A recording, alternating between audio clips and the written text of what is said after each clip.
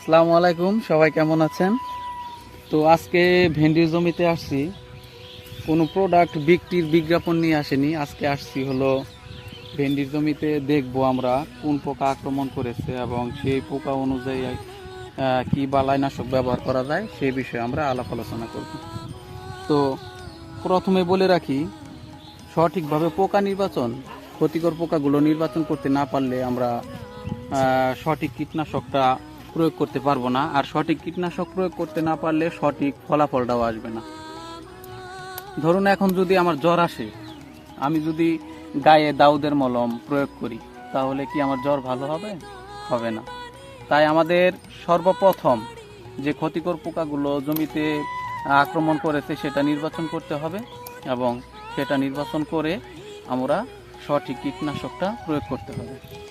তাই আজকে দেখবো আমরা এই জমিতে কোন পোকা আক্রমণ করেছে।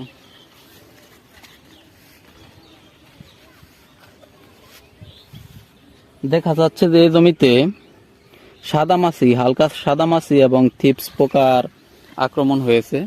এখন আমরা সাদামাছি এবং থিপস পোকার জন্য, থিপস পোকা এবং সাদামাছির জন্য বিভিন্ন কোম্পানির ওষুধ রয়েছে, আপনারা খুঁজে ব্যবহার করতে পারেন। তাছাড়া আমি যে ওষুধটি থিপস পোকা এবং সাদামাছির জন্য আমার জমিতে প্রয়োগ করেছি সেটি আপনারা ব্যবহার করতে পারেন। আমি ব্যবহার করেছিলাম অটো ক্রপ কেয়ারের গ্লাডিয়াস। এটি কেন ব্যবহার করবেন? এটি অত্যন্ত আধুনিক এবং প্যাটেন্ট একটি পণ্য। এটি সহজেই পানির সাথে দ্রবণীয় এবং সহজেই স্প্রে করা যায়। এটার রেজাল্টও ইনশাল্লাহ খুব ভালো। আপনারা একবার ব্যবহার করে দেখতে পারেন। আমি নিজে ব্যবহার করেছি, আপনারাও ব্যবহার করে দেখতে পারেন।